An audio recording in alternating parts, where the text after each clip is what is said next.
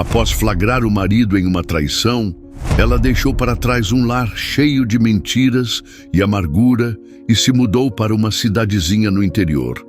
Mas o que aconteceu lá, ela jamais imaginava. O relógio na parede da sala de cirurgia marcava 7 da noite, um horário em que São Paulo pulsa com uma energia caótica e vibrante. Para Marina Albuquerque, no entanto, aquele som significava o início de mais um plantão de 12 horas, um balé preciso de bisturis, monitores e corações que precisavam de uma segunda chance. Como uma das mais respeitadas cirurgiãs cardiovasculares do hospital, a rotina era sua aliada, um refúgio previsível contra as incertezas da vida. Mas naquela terça-feira, o destino resolveu embaralhar as cartas. Doutor Menezes, um colega mais velho, com olhos cansados e um sorriso paternal, aproximou-se dela no corredor estéril. Marina, meu neto está internado aqui com febre alta. Você se importaria de deixar esse plantão da noite comigo em troca do meu outro dia? Uma onda de alívio inesperado percorreu Marina. Ganharia uma noite livre, uma noite inteira, sem o bip incessante dos aparelhos, sem a tensão de uma vida em suas mãos. A imagem de seu marido, Ricardo, e de seu filho, Lucas, de 8 anos, surgiu instantaneamente em sua mente. Ricardo provavelmente estaria trabalhando até tarde em sua empresa de investimentos, como sempre. Lucas já deveria estar dormindo, com os cabelos castanhos espalhados pelo travesseiro. Claro, Menezes, pode ficar sem problemas. Dê um beijo no seu neto por mim e melhoras. Ela respondeu com uma genuína empatia. Enquanto trocava o pijama cirúrgico pela roupa do dia a dia, uma ideia começou a florescer, um pequeno broto de espontaneidade em meio à sua vida meticulosamente planejada. Surpreender Ricardo. A rotina, embora segura, havia se tornado uma névoa densa entre eles. As conversas eram sobre contas, a escola de Lucas, a logística da semana. O romance havia se tornado um item de luxo, guardado para aniversários e datas comemorativas. Aquela noite era uma oportunidade de ouro. No caminho para casa, ela parou em uma delicatessen sofisticada. Escolheu um Malbec argentino, encorpado e complexo, o favorito de Ricardo.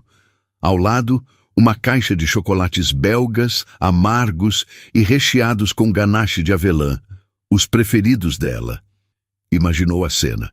Ela chegaria em silêncio, acenderia algumas velas, e eles poderiam conversar, rir, talvez até se lembrar do casal que eram antes das responsabilidades os soterrarem. Um sorriso discreto curvou seus lábios. Era um plano simples, mas carregado de uma esperança que ela não sentia há muito tempo. O porteiro do prédio, seu Afonso, a cumprimentou com o aceno de cabeça de sempre. Boa noite, doutora Marina. Chegando mais cedo hoje? Uma folga inesperada, seu Afonso. Uma noite de sorte, ela respondeu, sentindo o peso da palavra sorte de uma forma que, em minutos, se tornaria uma ironia cruel. Ao girar a chave na fechadura do apartamento no 15º andar, uma estranha quietude a recebeu. Não era o silêncio vazio de uma casa desocupada, mas um silêncio tenso, como o ar antes de uma tempestade. As luzes da sala estavam apagadas, exceto por um abajur que lançava uma luz âmbar sobre a poltrona de couro. A pasta de trabalho de Ricardo estava jogada no sofá, um sinal de que ele já havia chegado. Lucas, ela presumiu, brincava ou já dormia profundamente em seu quarto. Ela deixou a bolsa e as compras sobre a bancada de mármore da cozinha, tirando os sapatos para não fazer barulho. Queria que a surpresa fosse perfeita. Foi então que ouviu. Não era um som alto, mas claro o suficiente para cortar o silêncio. Uma voz feminina, que definitivamente não era a sua. Vinha do corredor que levava aos quartos. Seu coração, que ela passava os dias consertando nos outros, deu uma única e dolorosa pancada contra suas costelas. O ar pareceu ficar rarefeito. Cada instinto de cirurgiã treinado para analisar, diagnosticar e agir sob pressão, entrou em alerta máximo. Ela se moveu pelo corredor, seus pés descalços mal tocando o piso de madeira. A porta do quarto de Lucas estava entreaberta. Uma espiada rápida confirmou que ele dormia profundamente, alheio ao drama que se desenrolava a poucos metros dali. A voz soou novamente, mais alta desta vez, vinda do quarto do casal. Era um som de intimidade, de cumplicidade. Foi seguida pela voz grave de Ricardo, um murmúrio indistinto, mas carregado de um tom que ela conhecia bem, um tom que ele não usava com ela há anos. O sangue de Marina gelou. Ela parou em frente à porta, a mão pairando sobre a maçaneta fria de metal. Uma parte dela queria fugir, voltar no tempo, aceitar o plantão e viver na ignorância segura de sua rotina. Mas a mulher que enfrentava a morte todos os dias não podia recuar diante da verdade, por mais devastadora que fosse. Com um movimento firme, ela girou a maçaneta e empurrou a porta. A cena que a recebeu foi um quadro grotesco, uma pintura a óleo da mais pura traição. A luz do abajur ao lado da cama iluminava duas figuras. Ricardo, seu marido há 12 anos, o homem com quem construiu uma vida, estava sentado na beirada da cama sem camisa. E em pé, de costas para a porta, estava uma mulher. Uma mulher que vestia o seu robe de seda. Não um robe qualquer, mas o robe que Ricardo lhe deu no último aniversário. Uma peça cara, de um tom azul profundo, que, segundo ele, combinava com seus olhos. A mulher se virou ao som da porta se abrindo. Era Larissa, a assistente pessoal de Ricardo. Jovem, com um sorriso que agora parecia predatório e um corpo que o robe de seda de Marina abraçava, como se tivesse sido feito para ela. O choque no rosto de Larissa foi rapidamente substituído por um desafio silencioso. Ricardo levantou-se de um salto, o pânico estampado em seus olhos. Marina, o que você está fazendo aqui? Você não tinha plantão? A pergunta era tão absurda, tão patética, que por um instante Marina quase riu. A adrenalina inundou seu sistema, afiando seus sentidos, clareando sua mente. A dor viria depois. Agora era a hora da precisão cirúrgica. Ela deu um passo para dentro do quarto, o olhar fixo, primeiro em Ricardo, depois em Larissa, que permanecia parada, uma estátua de descaramento envolta em sua seda roubada. Tire, disse Marina, a voz baixa, mas cortante como um bisturi. Larissa franziu a testa. O quê? Tire o meu robe, agora!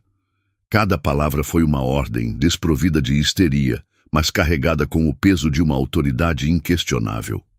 Larissa olhou para Ricardo, buscando apoio, mas ele estava paralisado, incapaz de formular uma frase coerente. Marina, eu posso explicar? Não há nada para explicar, Ricardo. Há apenas o que eu estou vendo. Ela o interrompeu, sem desviar o olhar de Larissa. Eu disse para tirar. Com as mãos trêmulas, Larissa desfez o nó na cintura. O robe de seda deslizou por seus ombros e caiu no chão, formando uma poça azul aos seus pés. Ela ficou ali, exposta e diminuída, a arrogância evaporando sob o olhar gélido de Marina. Marina então se virou para Ricardo. O homem que ela amou, o pai de seu filho, parecia um estranho, um covarde. A humilhação queimava em seu peito, uma ferida aberta e purulenta.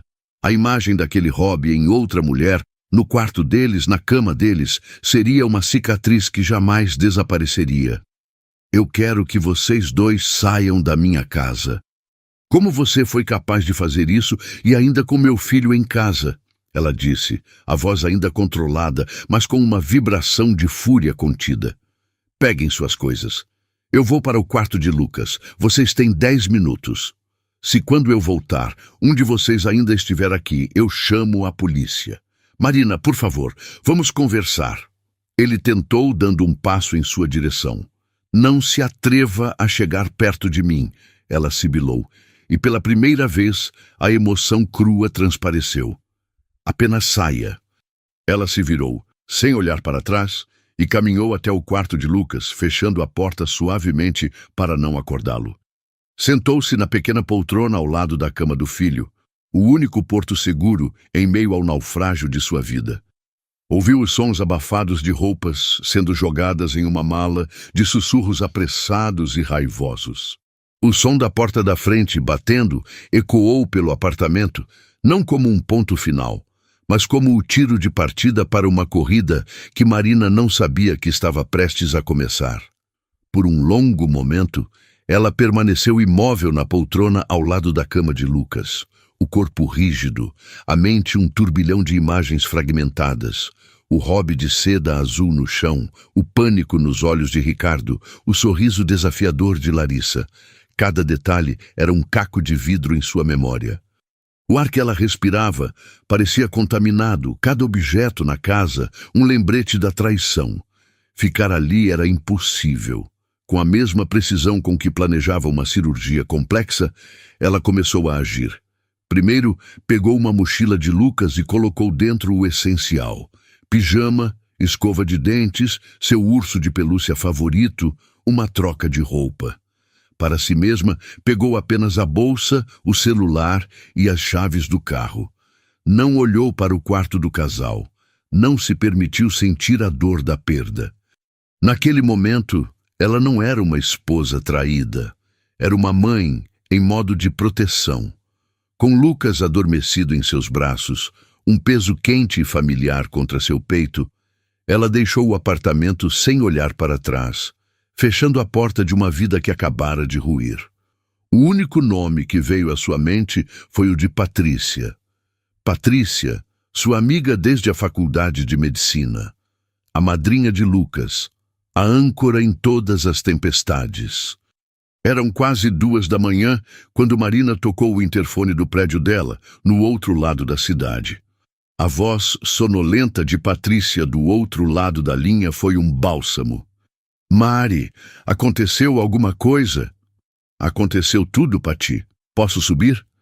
A pergunta era uma formalidade. Patrícia a esperava na porta, já vestida com um moletom, o rosto vincado de preocupação. Ela não fez perguntas. Apenas olhou para o rosto pálido de Marina, para o pequeno Lucas dormindo em seu colo, e abriu os braços. Naquele abraço apertado e silencioso, Marina finalmente permitiu que a primeira rachadura aparecesse em sua armadura. Não chorou, mas um tremor incontrolável percorreu seu corpo. Vem, entra, leva ele para o quarto de hóspedes. Patrícia disse em voz baixa, guiando-a pelo apartamento. Depois de acomodar Lucas na cama, cobrindo-o com um edredom macio, Marina voltou para a sala.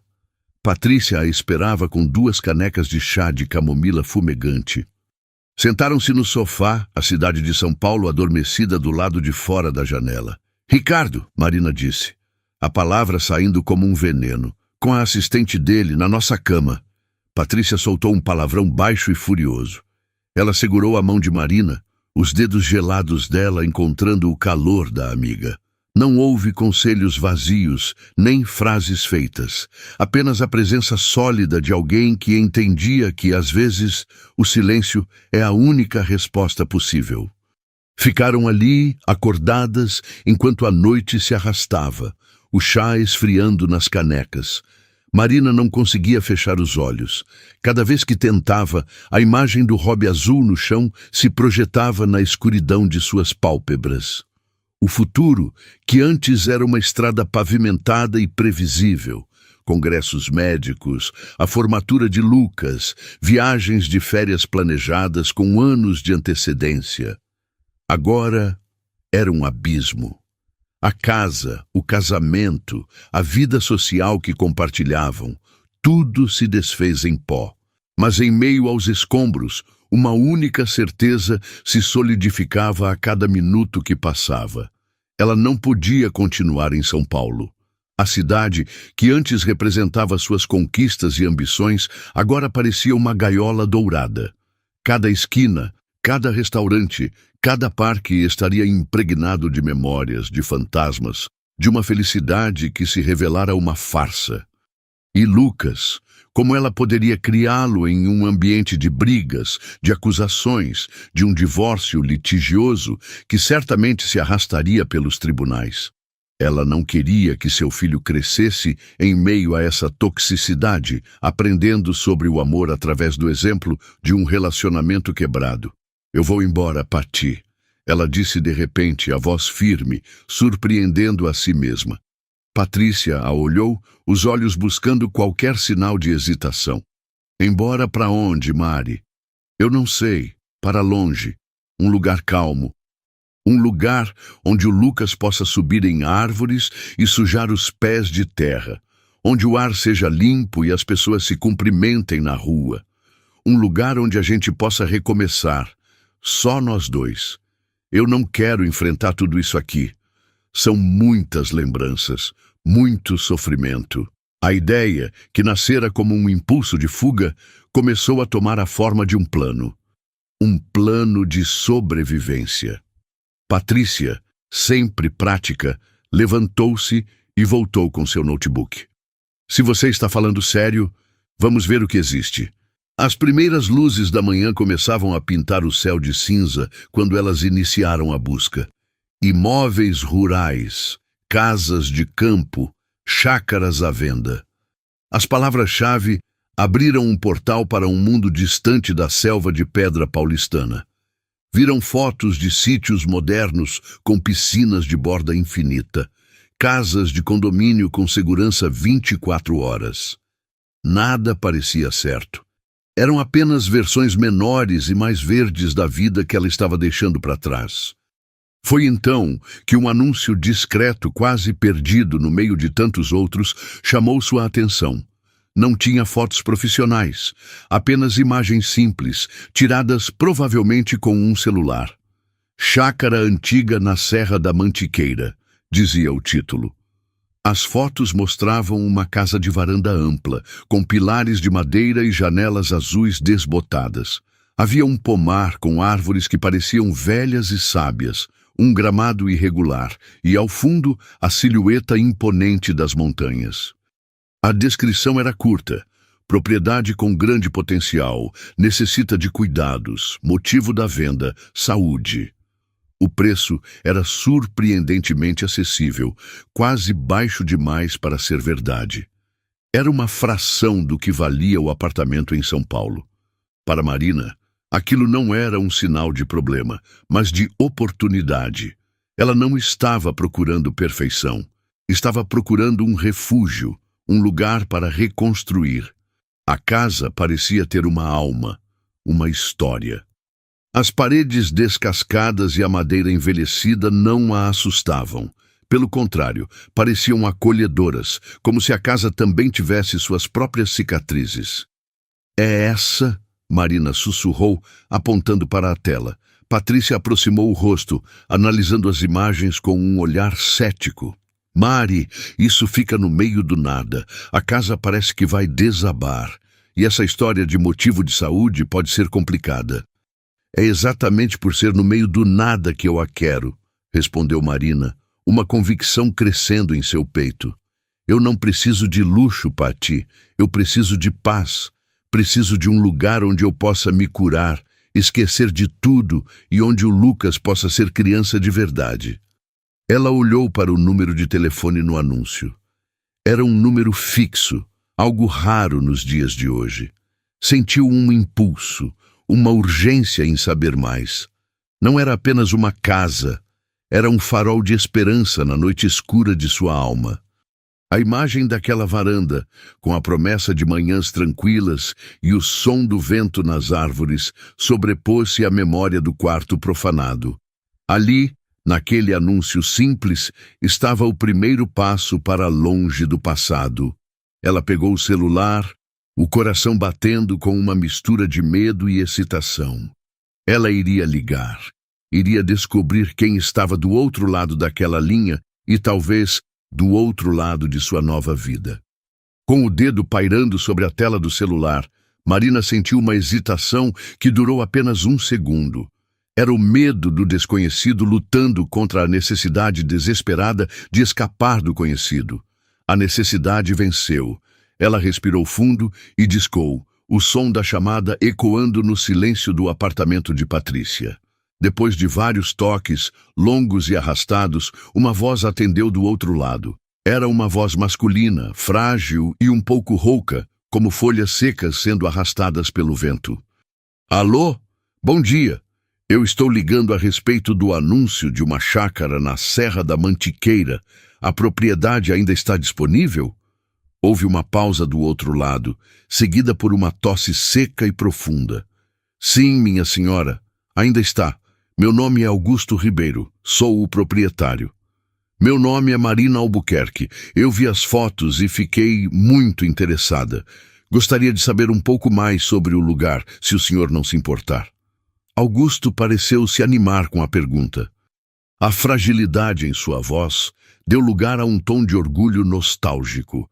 Ele começou a descrever a chácara não como um corretor de imóveis, mas como um guardião de memórias. Marina ouvia, cativada. Ele não falava de metragem quadrada ou do valor do metro na região. Ele falava da alma do lugar. No entanto, havia uma melancolia subjacente em cada palavra, uma nota de despedida. Senhor Augusto, o anúncio menciona que o motivo da venda é saúde. Está tudo bem? Marina perguntou, a médica nela incapaz de ignorar o detalhe. A linha ficou em silêncio por um instante. Quando ele falou novamente, a voz estava mais baixa, carregada de uma resignação serena. Digamos que meu tempo está se esgotando, minha filha. Os médicos me deram um diagnóstico que não permite muitas esperanças. Já está avançado. Marina sentiu um aperto no peito. Era uma história que ela conhecia bem demais, mas ouvi-la da boca de um paciente, fora do ambiente estéril de um hospital, tinha um peso diferente. Eu sinto muito, senhor Augusto, ela disse com sinceridade. Não sinta. Todos nós temos nossa hora, ele respondeu sem um pingo de autopiedade. Mas é por isso que estou vendendo. Não tenho herdeiros. Minha esposa se foi há muitos anos. Não quero que este lugar, que foi tudo para mim, vire ruína ou caia nas mãos de gente que só quer especular. Eu preciso do dinheiro para deixar minhas coisas em ordem, mas eu tenho uma condição. Qual seria? Perguntou Marina, a curiosidade aguçada. Eu gostaria de vender a propriedade, mas continuar morando aqui, na pequena edícula dos fundos. Até o fim. Eu não atrapalharia em nada. Só quero morrer olhando para as minhas árvores. A proposta era inusitada, beirando o absurdo para qualquer comprador convencional. Patrícia, que ouvia a conversa ao lado, balançava a cabeça em negação, os olhos arregalados. Mas para Marina, aquilo não soou como um problema. Soou como um pacto. Aquele homem não estava apenas vendendo uma propriedade. Estava procurando alguém para passar o bastão, para cuidar de seu legado. E ela não estava apenas comprando uma casa, estava procurando um santuário. A condição dele, de alguma forma, tornava tudo mais real, mais humano. Eu entendo, disse Marina para a surpresa de Patrícia. Senhor Augusto, eu gostaria muito de conhecer o senhor e a chácara. Eu tenho um filho de 8 anos, o Lucas. Nós poderíamos ir até aí neste fim de semana? Um tom de genuína surpresa e alegria surgiu na voz de Augusto. Mas é claro, seria uma honra. Vou esperar por vocês. A porteira estará aberta. No sábado de manhã, Marina colocou um Lucas no carro. Ela não havia entrado em detalhes sobre a traição. Apenas disse que eles precisavam de um tempo fora de São Paulo e que iriam visitar um lugar novo e especial. A viagem de quase 3 horas foi uma transição. A cada quilômetro, os arranha-céus davam lugar a colinas verdes. O ar pesado da cidade era substituído por uma brisa fresca que entrava pelas janelas.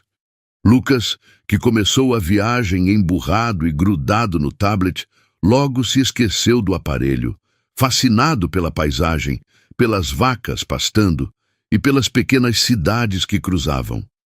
Seguindo as instruções de Augusto, eles saíram da estrada principal e entraram em uma via de terra batida, ladeada por árvores altas, e então eles a viram.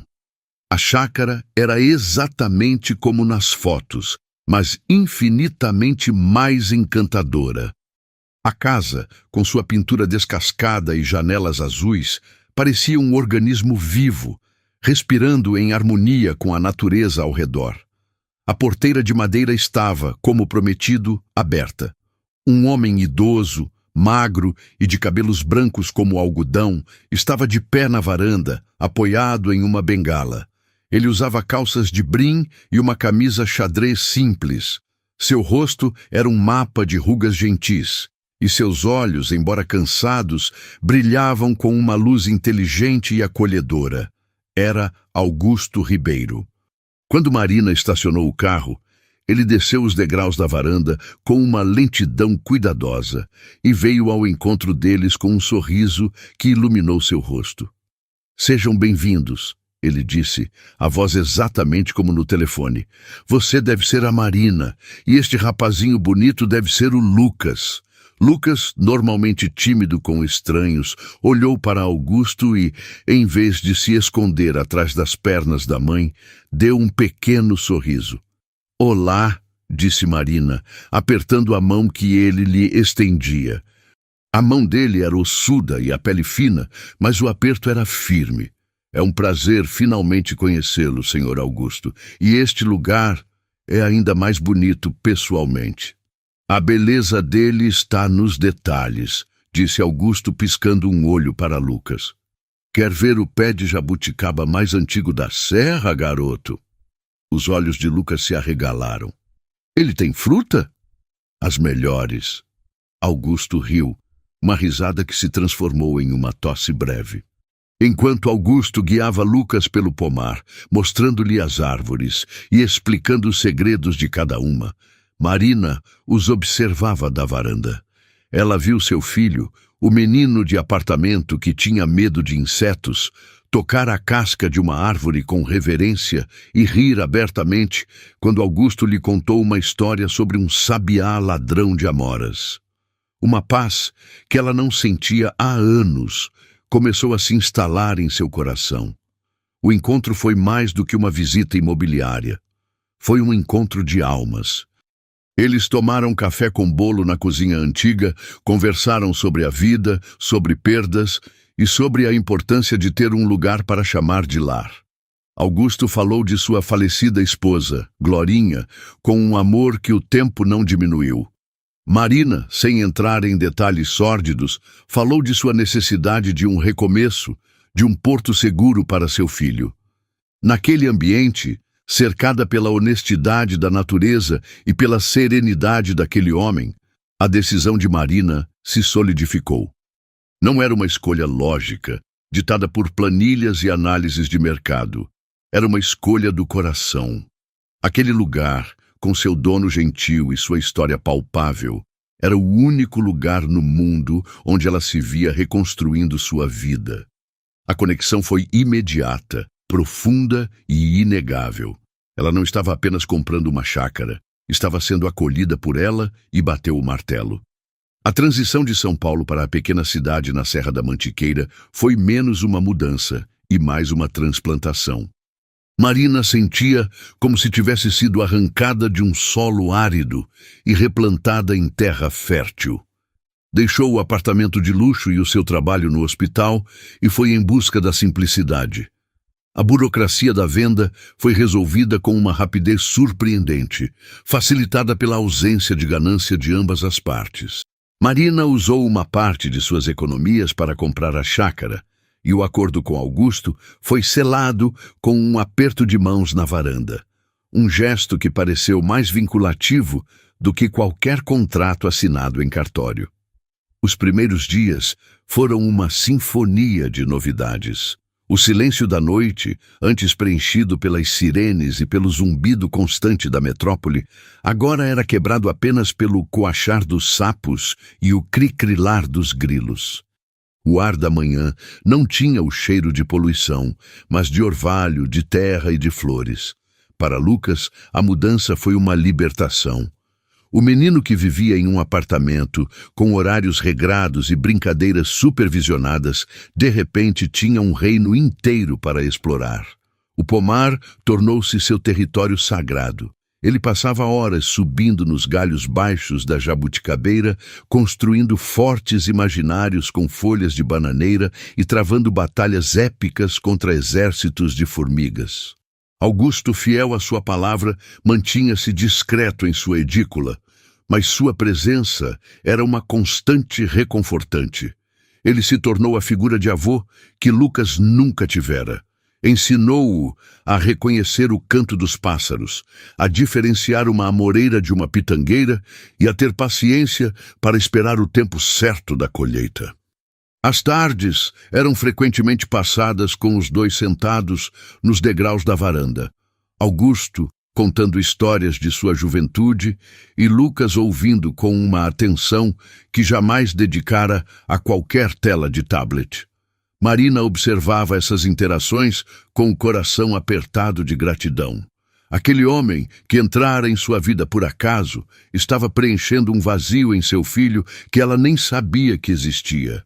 Para si mesma, a adaptação exigiu um ritmo diferente. A adrenalina constante da sala de cirurgia foi substituída por uma calma que, a princípio, pareceu desconcertante. Ela precisava trabalhar, não apenas pela necessidade financeira, mas para manter sua identidade profissional.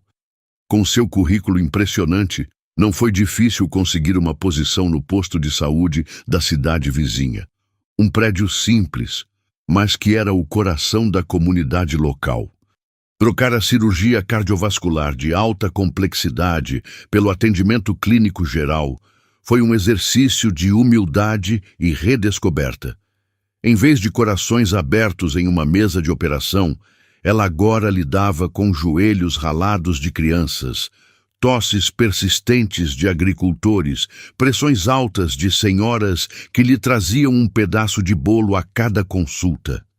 No início, ela se sentiu subutilizada, a memória de suas mãos salvando vidas em procedimentos de ponta ainda muito viva.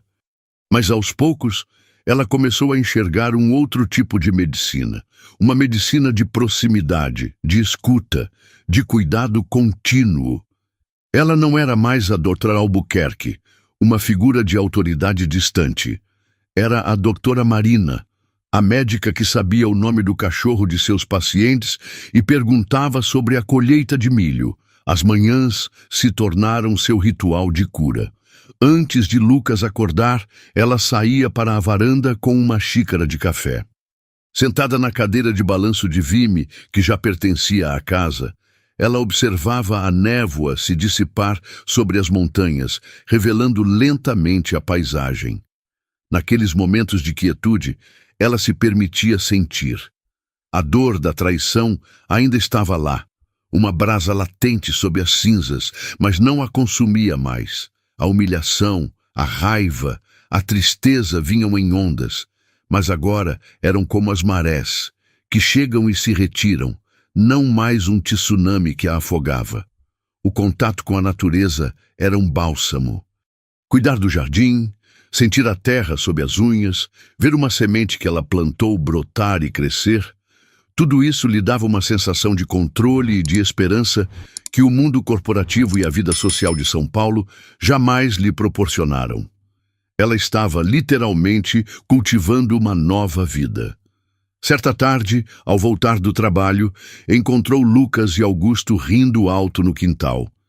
Eles haviam construído uma pequena pipa com bambu e papel de seda e agora tentavam fazê-la voar. O vento não colaborava, e a pipa mergulhava e caía a cada tentativa, o que só aumentava a diversão dos dois. Lucas corria pela grama, o rosto corado de esforço e alegria, completamente diferente do menino pálido e tímido que deixara São Paulo. Naquele instante, observando a cena, Marina sentiu uma clareza avassaladora. A ferida deixada por Ricardo era profunda, uma amputação de uma parte de sua história. Mas o que ela estava construindo ali não era um curativo para essa ferida. Era um membro novo, forte e cheio de vida. Ela percebeu que a felicidade não era a ausência de dor, mas a presença de momentos como aquele. A risada de seu filho ecoando pelo vale, a amizade improvável com um homem no fim de sua vida, o cheiro do mato depois da chuva. A vida que ela deixara para trás era uma vida de aparências, de conquistas externas. A vida que encontrava agora era uma vida de essência, de pequenas e profundas alegrias. Meses se passaram. Marina, Lucas e Augusto haviam se tornado uma família improvável, unida por laços não de sangue, mas de afeto e cuidado mútuo. A dor da traição de Ricardo havia se transformado em uma cicatriz, uma marca que sempre estaria lá, mas que já não doía ao toque. Lucas falava com o pai de vez em quando. Ricardo tinha assumido o relacionamento com a assistente, mas parece que não estava bem de vida. Marina se sentia em paz, mas não imaginava que a vida ainda lhe reservava um novo capítulo, um que ela não estava procurando, mas que a encontraria mesmo assim. Aconteceu em uma manhã de sábado, na feira de produtores locais da cidade vizinha. Era um evento semanal que se tornara um dos programas favoritos de Marina e Lucas. O lugar fervilhava com vida. Uma mistura de aromas de pão caseiro, queijo fresco e ervas e o som de conversas animadas. Enquanto Lucas se maravilhava com uma barraca que vendia mel em favos, Marina examinava uma banca de cerâmicas artesanais. Foi ao se virar, com uma pequena moringa de argila nas mãos, que ela esbarrou em alguém. "Oh, me desculpe", ela disse, tentando evitar que a peça caísse. Uma mão firme e rápida segurou seu cotovelo, estabilizando-a. "Sem problemas. A culpa foi minha. Eu não estava olhando por onde andava." E Marina levantou o olhar e encontrou um par de olhos castanho claros, quase da cor do mel que Lucas admirava, que a observavam com uma mistura de preocupação e um leve divertimento. O homem era alto, com cabelos escuros, um pouco desalinhados pelo vento, e um sorriso fácil que parecia genuíno.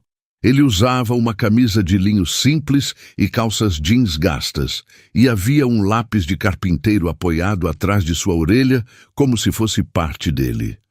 "Acho que sua moringa sobreviveu", ele disse, o sorriso se alargando. "Graças a você." "Obrigada", Marina respondeu, sentindo o rosto corar levemente, uma reação que a surpreendeu. "Eu sou Rafael Moretti." Ele se apresentou, estendendo a mão. O aperto era quente e seguro. "Marina Albuquerque." "Albuquerque, você não é daqui, certo?" Ele perguntou com uma curiosidade amigável. "É tão óbvio assim?" Ela riu. "Só um pouco", ele brincou. "Eu conheço quase todo mundo por aqui. Você é a nova moradora da chácara do seu Augusto, não é? A médica. A pequena cidade e suas notícias que corriam mais rápido que o vento. Sou eu mesma, como você sabe. Eu sou arquiteto, sou apaixonado por construções antigas, e a casa do Augusto é uma das joias da região. Fiquei feliz em saber que alguém que se importa com ela se mudou para lá." Havia uma paixão genuína em sua voz quando falava da casa. Um brilho nos olhos que Marina achou cativante. Nesse momento, Lucas se aproximou, segurando um pequeno pote de mel. "Mãe, podemos levar?" Rafael se abaixou um pouco para ficar na altura de Lucas. "Olá, campeão. Vejo que você tem bom gosto para mel." Lucas, que ainda era seletivo com estranhos, olhou para Rafael e depois para a mãe e pareceu relaxar. "É de flor de laranjeira. O melhor que existe", concordou Rafael. A conversa fluiu com uma naturalidade inesperada. Rafael contou que era especializado em restaurar casas antigas, usando técnicas e materiais tradicionais para preservar a história das construções. Marina sentiu uma conexão imediata com aquele propósito. Ele não queria demolir o velho para construir o novo. Ele queria honrar o passado, dar-lhe um futuro. Era exatamente o que ela estava tentando fazer com sua própria vida. "Sabe", disse Rafael, enquanto caminhavam lentamente entre as barracas, "eu sempre quis dar uma olhada mais de perto naquela varanda. a madeira parece ser original. Se um dia precisar de ajuda com algum reparo, ou apenas de uma opinião, me avise. Eu adoraria ajudar sem compromisso. A oferta era casual, mas para Marina pareceu um convite. A chácara, por mais que a amasse, precisava de cuidados. Havia uma goteira teimosa na cozinha, uma janela que não fechava direito. Eu vou adorar Rafael. Na verdade, tenho uma lista de pequenas coisas que poderiam usar a mão de um especialista. A primeira visita de Rafael à chácara aconteceu na semana seguinte. Ele chegou em uma picape, com uma caixa de ferramentas na caçamba e um bolo nas mãos. Minha avó insiste que eu não devo chegar na casa de ninguém de mãos vazias, explicou ele, com um sorriso tímido. Enquanto ele examinava a goteira, explicando com paciência a causa do problema, Marina se viu observando-o. A maneira como suas mãos, grandes e fortes, manuseavam as ferramentas com delicadeza e precisão. O jeito como ele falava sobre a madeira, a estrutura, a respiração da casa, como se ela fosse um ser vivo. Ele não era apenas um técnico, era um artesão, um artista. Lucas ficou imediatamente fascinado por ele. Rafael o deixou ajudar, entregando-lhe parafusos, explicando o que estava fazendo, tratando-o não como uma criança que atrapalha, mas como um aprendiz. No final da tarde, a goteira estava consertada, e os três estavam sentados na varanda, comendo o bolo da avó de Rafael enquanto o sol se punha. As visitas se tornaram frequentes. Rafael sempre encontrava uma desculpa para passar por lá. Uma vez, era para verificar o telhado, outra para lixar a porta que emperrava. Mas logo, as desculpas se tornaram desnecessárias. Ele vinha para ajudar Lucas com um dever de matemática que envolvia geometria, explicando os ângulos usando os caibros do telhado como exemplo. Vinha trazendo mudas de temperos para a horta de Marina, ou um livro raro sobre plantas medicinais que encontrou em um sebo. Ele se encaixou na rotina deles de forma tão sutil e natural que Marina mal percebeu quando começou a esperar por suas visitas. Começou a notar o som do motor da picape de Rafael na estrada de terra e a sentir um pequeno salto de expectativa no peito. Eles desenvolviam longas conversas na varanda, sobre tudo e sobre nada. Sobre seus sonhos, seus passados, suas visões de mundo. Marina se viu contando a ele sobre sua vida em São Paulo, sobre a pressão da carreira, omitindo a parte mais dolorosa da traição, mas compartilhando a sensação de vazio que a levara até ali. Certa noite, depois de um dia em que Rafael ajudou a construir uma pequena estante para os livros de Lucas, eles estavam sozinhos na cozinha, lavando as xícaras de café. A luz era suave, e o único som era o da água correndo. "Você parece feliz aqui, Marina", ele disse, a voz baixa. "Eu estou", ela respondeu sinceramente, "mais do que eu achei que seria possível." Ele parou de secar um prato e se virou para ela. Havia uma intensidade em seu olhar que fez o coração de Marina acelerar. "Você merece ser feliz." O espaço entre eles pareceu diminuir, carregado de uma eletricidade silenciosa. Rafael levantou a mão, como se fosse tocar o rosto dela, mas hesitou, seus dedos pairando no ar por um instante antes de ele recuar, como se lembrasse de algo. Ele deu um pequeno sorriso, um pouco triste, e voltou a secar o prato. "Está ficando tarde. É melhor eu ir." Marina ficou parada, o coração batendo descompassado. Aquele momento não dito, aquele gesto interrompido, foi mais eloquente do que qualquer palavra. Havia algo ali, crescendo no solo fértil daquela nova vida. E pela primeira vez em muito tempo, ela se permitiu sentir a esperança não apenas de um recomeço, mas de um romance. Enquanto a primavera se instalava, trazendo consigo uma explosão de cores no pomar e no jardim que Marina e Rafael haviam começado a cultivar juntos, uma sombra de preocupação começou a pairar sobre a chácara. Augusto, que sempre fora uma presença constante e serena, parecia estar mais frágil. Sua tosse, antes esporádica, tornara-se mais frequente e profunda, um som seco que rasgava a tranquilidade das noites. Ele se cansava com mais facilidade, e os passeios matinais com Lucas pelo pomar foram ficando cada vez mais curtos. Marina, com seu olhar treinado, notava os pequenos sinais. A leve palidez sob a pele curtida pelo sol, a maneira como ele às vezes parava no meio de uma frase para recuperar o fôlego, a perda de apetite que ele tentava disfarçar com desculpas bem-humoradas. Ela respeitava o desejo dele de viver seus últimos dias em paz, sem a interferência de hospitais e tratamentos agressivos. Mas o instinto médico dentro dela se recusava a ficar em silêncio. Certa noite, a preocupação se transformou em alarme. Marina foi até a edícula levar um prato de sopa quente para Augusto e o encontrou sentado em sua poltrona, curvado, em meio a um acesso de tosse tão violento que seu corpo todo tremia. Seus olhos estavam lacrimejantes e ele lutava para puxar o ar.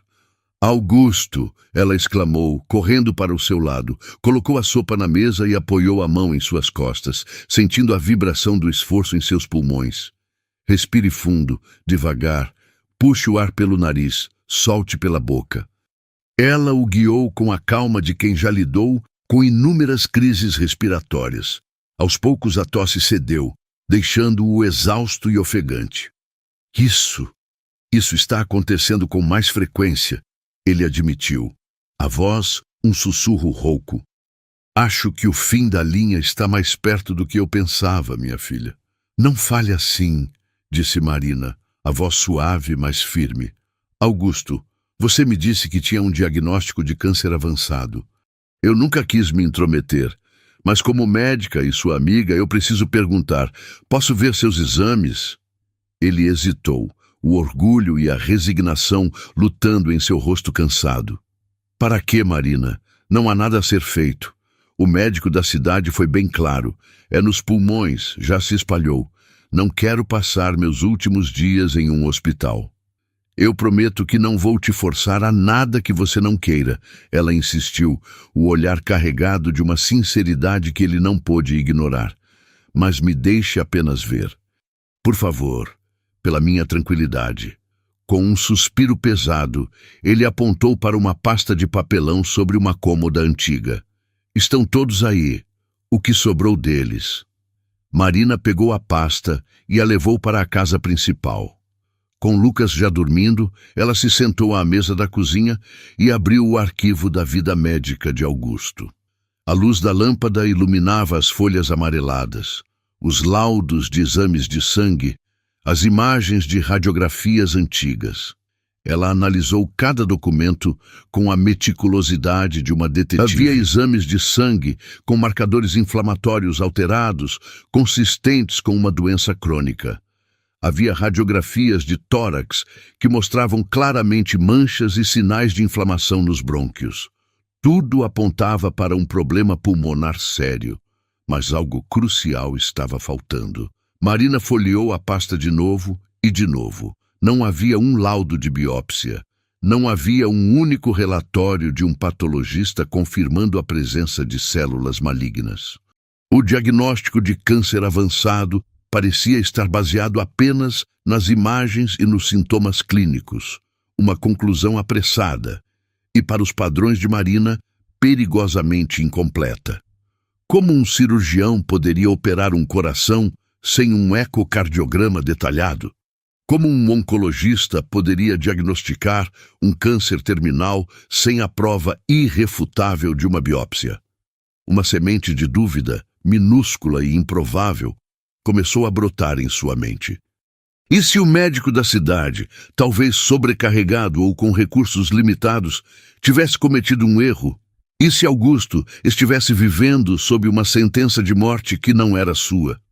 A possibilidade era tão estarrecedora que ela mal ousava considerá-la. Mas a ausência daquele laudo era um grito silencioso que ela não podia ignorar. No dia seguinte, agiu com discrição. Digitalizou os exames mais relevantes e os enviou por um canal seguro para um antigo colega, Dr.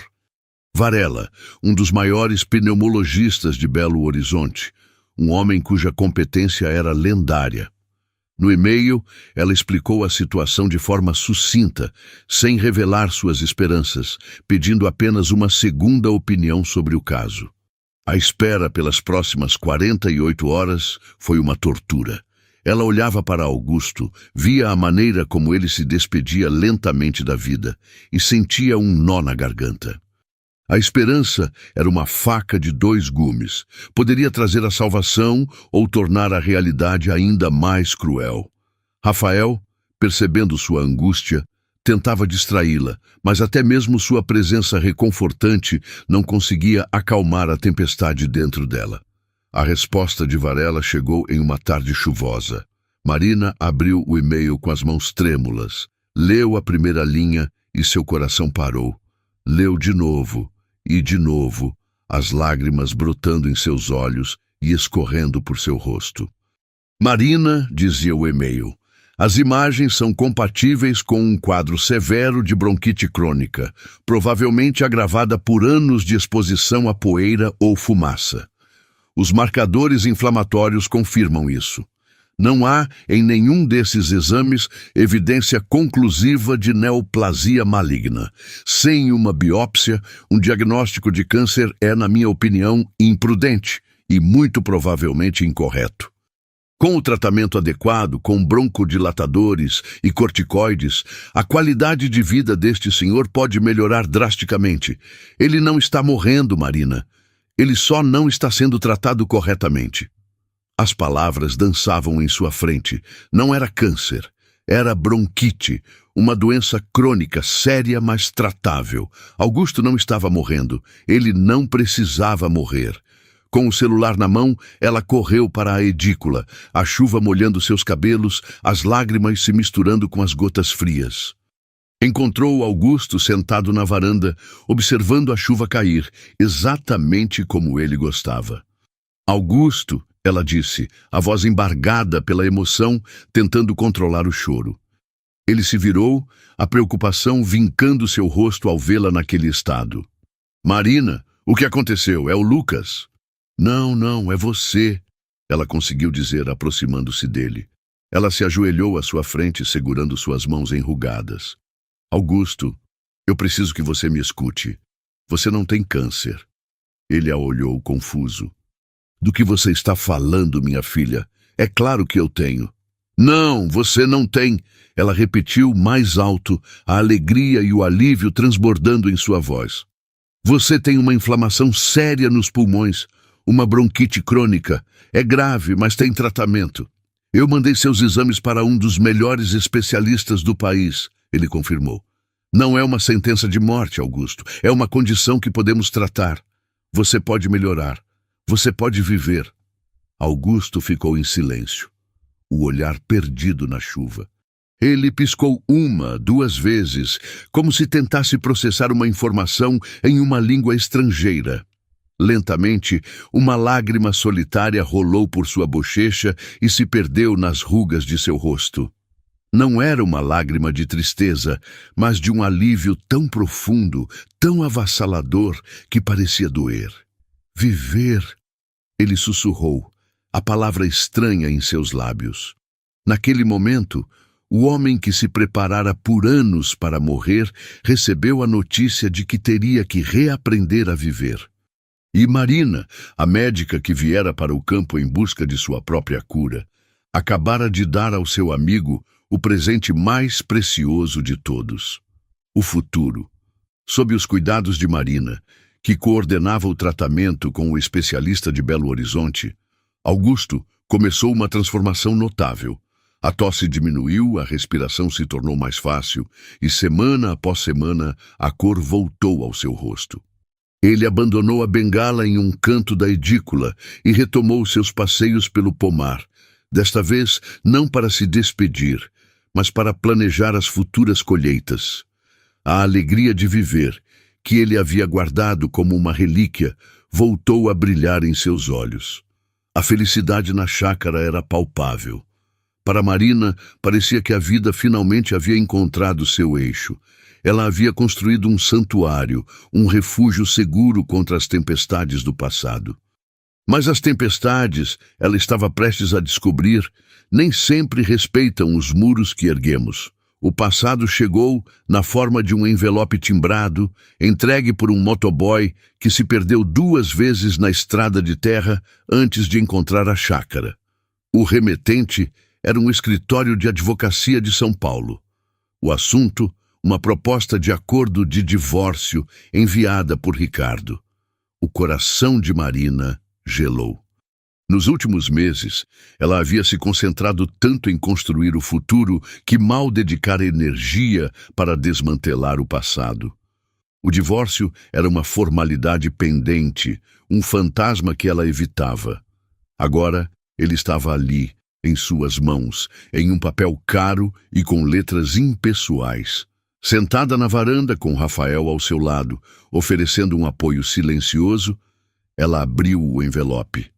O documento era longo e repleto de jargão jurídico, mas a essência da proposta era clara e, à primeira vista, chocante. Ricardo estava sendo incrivelmente, inacreditavelmente generoso.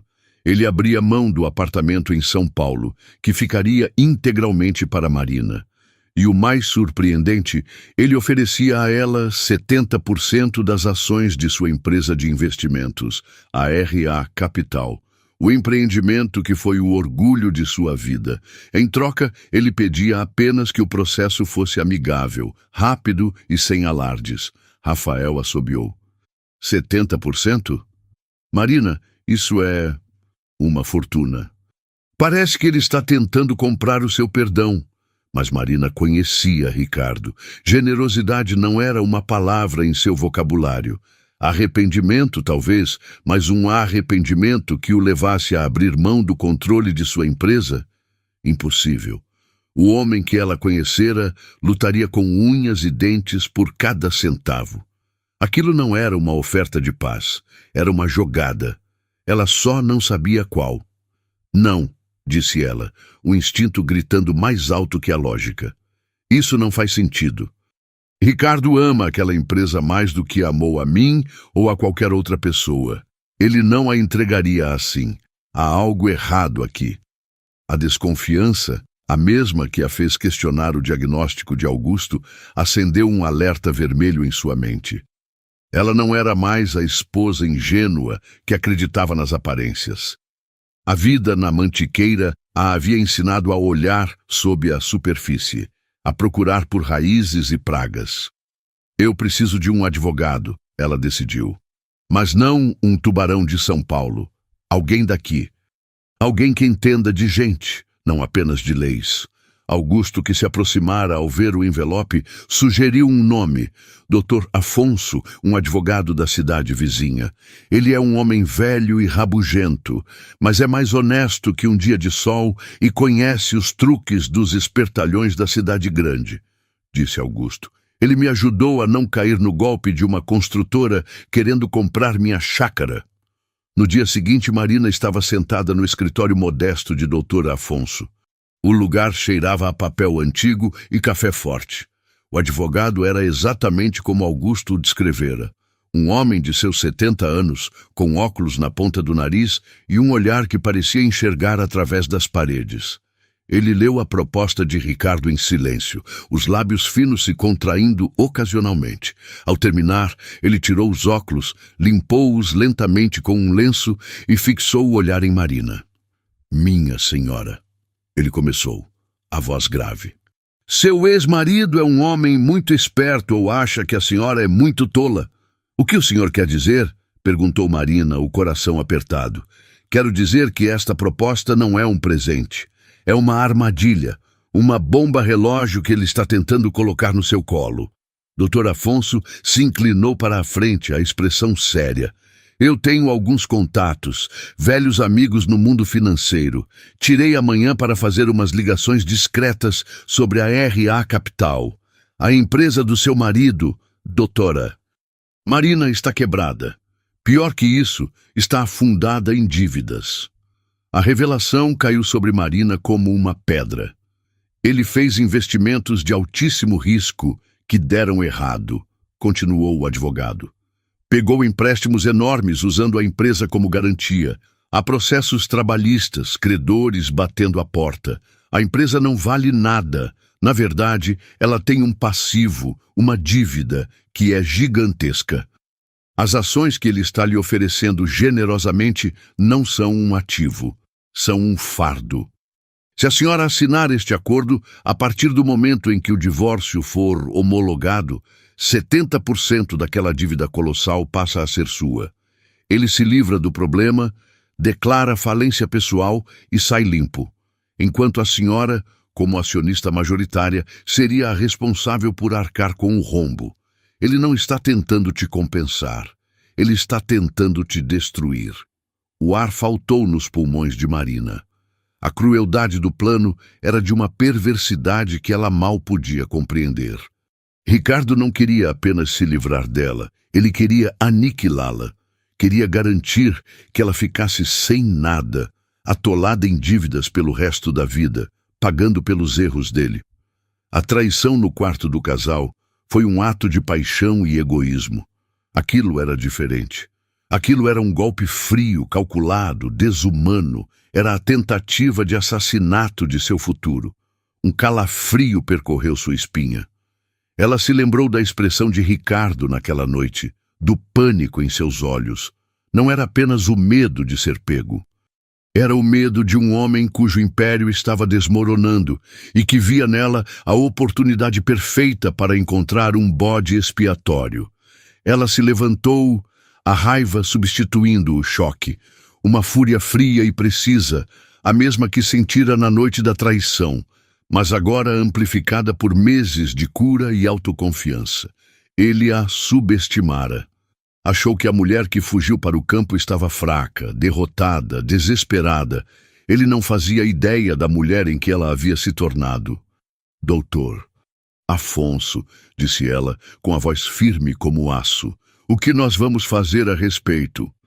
O velho advogado sorriu pela primeira vez, um sorriso fino e astuto.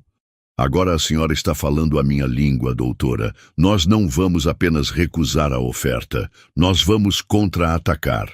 Vamos mostrar ao seu ex-marido o que acontece quando se tenta enganar uma mulher da mantiqueira. Marina saiu do escritório não mais como uma vítima, mas como uma guerreira. A batalha não era mais apenas sobre um divórcio.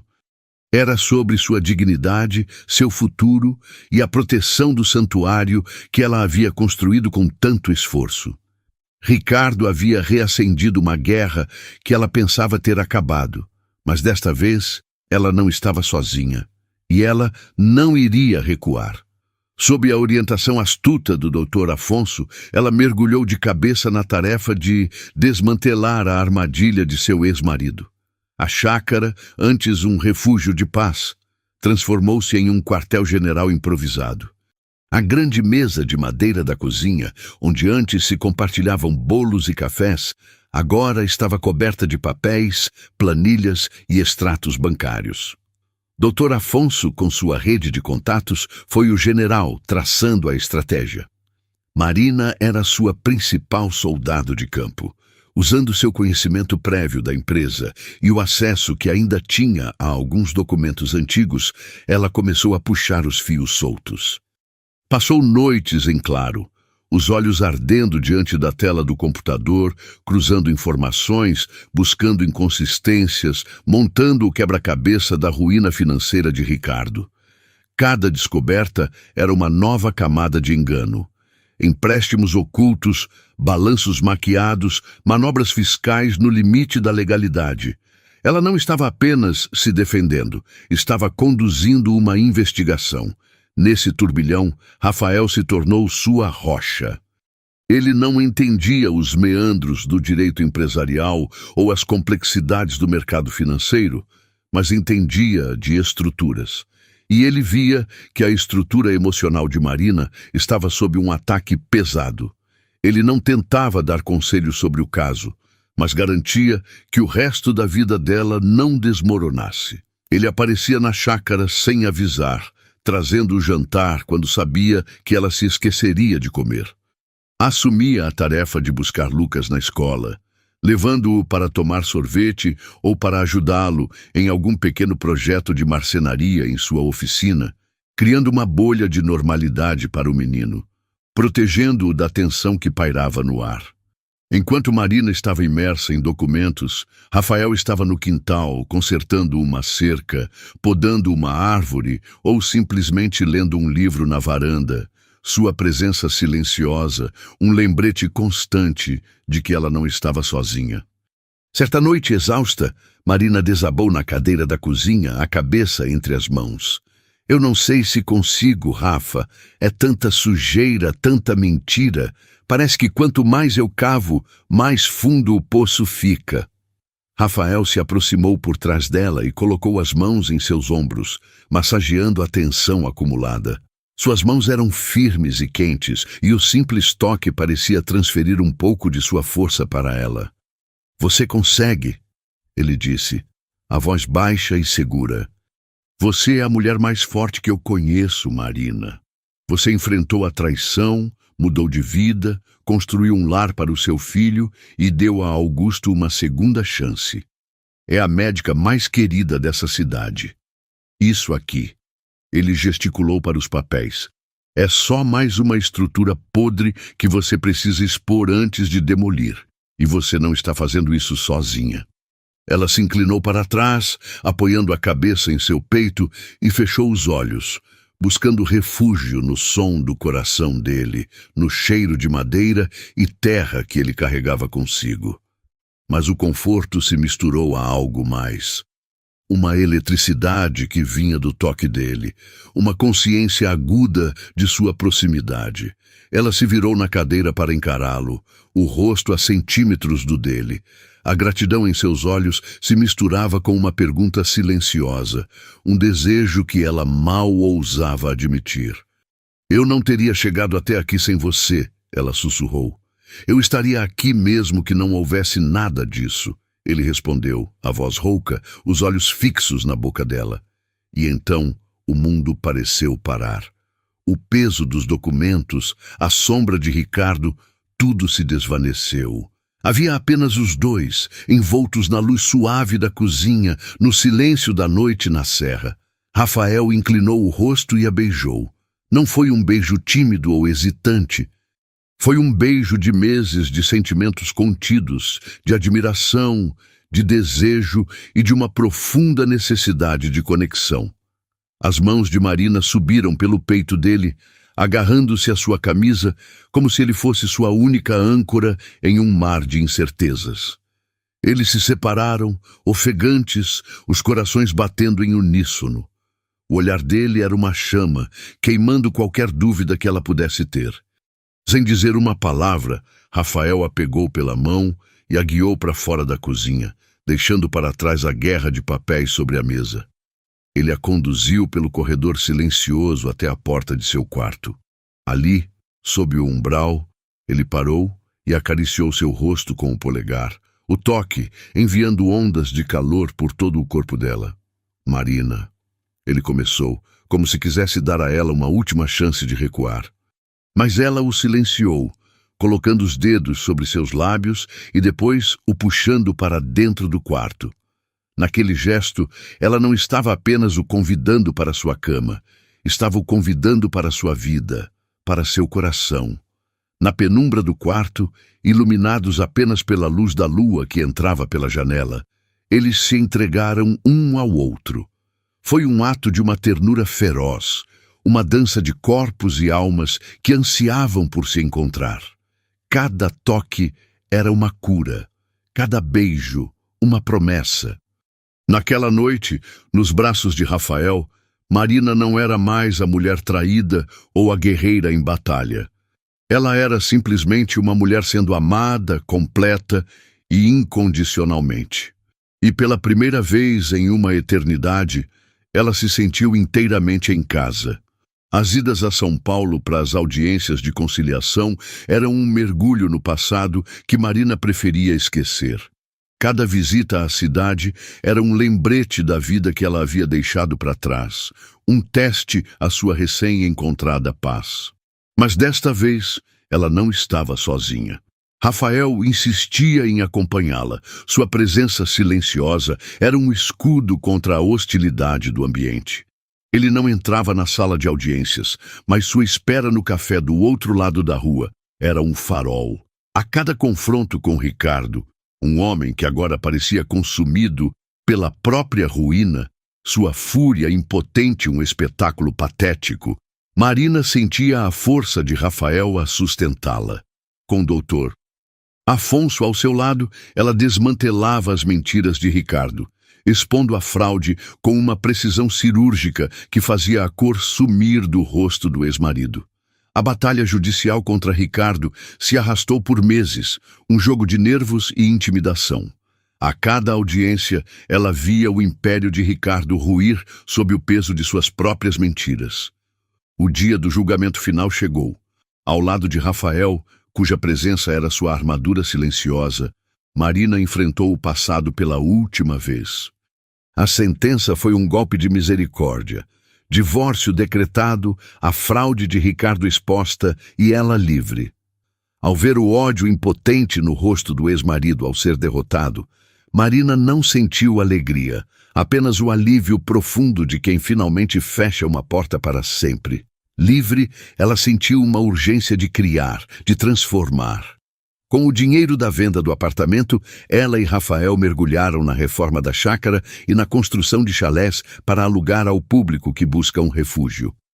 O projeto não era apenas sobre paredes e telhados, era sobre construir um futuro, tijolo por tijolo. O trabalho árduo e a cumplicidade diária teceram entre eles um laço mais forte que qualquer palavra. A chácara, sob as mãos de Rafael e o olhar cuidadoso de Marina, renascia. Em uma tarde chuvosa, semanas depois, eles estavam novamente na varanda, revisando os planos para os futuros chalés de hóspedes. A chuva batia no telhado, um som agora familiar e reconfortante. Rafael a puxou pela cintura, interrompendo a conversa sobre plantas e projetos. "Sabe do que eu me lembro toda vez que chove assim?" Ele sussurrou, o rosto próximo ao dela. "Do nosso primeiro beijo?" Ela sorriu. "Lembro do alívio", ele corrigiu, a voz séria. "De toda a tensão, todo o medo que você carregava, começando a ir embora com a água. Quero que essa chuva lave o resto." E ele a beijou de novo. Não foi um beijo de descoberta como o primeiro, mas um beijo de celebração. Um beijo profundo, apaixonado, sob a cortina de água, onde não havia mais nada a esconder, nenhuma batalha a lutar. Apenas a certeza de estarem em casa, um no outro. Eles riram, encharcados e felizes, a tensão de meses de divórcio finalmente se dissolvendo em uma alegria pura e libertadora. A vida encontrou seu ritmo sereno e feliz. As notícias de São Paulo chegavam esporadicamente. Ricardo, afundado nas dívidas e na ruína de sua reputação, foi abandonado por Larissa, que não quis fazer parte de seu fracasso. Ele mantinha contato com Lucas, ligando nos fins de semana, mas o abismo entre os dois mundos era evidente. Certa noite, enquanto colocava Lucas na cama, o menino a surpreendeu. "Mãe, o papai perguntou se eu não sinto falta da minha escola antiga, dos meus amigos de lá." "E o que você respondeu, meu amor?" Marina perguntou, acariciando seus cabelos. "Eu disse que não." Lucas falou com uma sinceridade que tocou o coração dela. "Lá na escola, os meninos riam de mim porque eu não era bom no futebol e gostava de ler. Eu ficava sozinho. Aqui eu tenho o vô Augusto que me ensina sobre as estrelas, o Rafa que me ensina a construir coisas e um monte de amigos que gostam de correr no mato comigo. Eu sou feliz aqui, mãe, de verdade." Naquela confissão, Marina encontrou a validação final de sua decisão. A superação não era apenas sua, era de seu filho também. Ela não o havia apenas protegido da toxicidade de um divórcio, mas o havia guiado para um lugar onde ele podia ser verdadeiramente ele mesmo. Os dias se transformaram em estações. A chácara, agora com a reforma concluída, brilhava com vida nova. Augusto, com a saúde estável e o espírito renovado, era a figura patriarcal daquela família não convencional, o guardião das histórias e o avô que o destino lhes dera. Rafael e Marina, parceiros na vida e no amor, viam seus sonhos se materializarem, um passo de cada vez.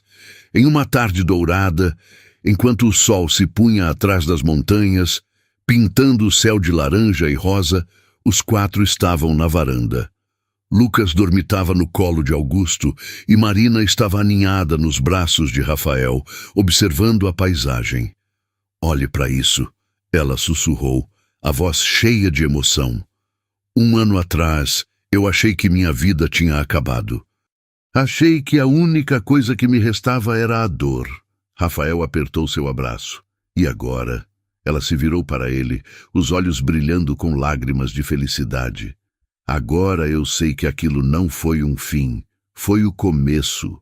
A traição, a dor, foi a tempestade que me empurrou para fora do caminho errado e me trouxe até aqui, até você, até esta vida." Ela se levantou, puxando-o pela mão, e o levou para o meio do gramado, onde as primeiras estrelas começavam a piscar.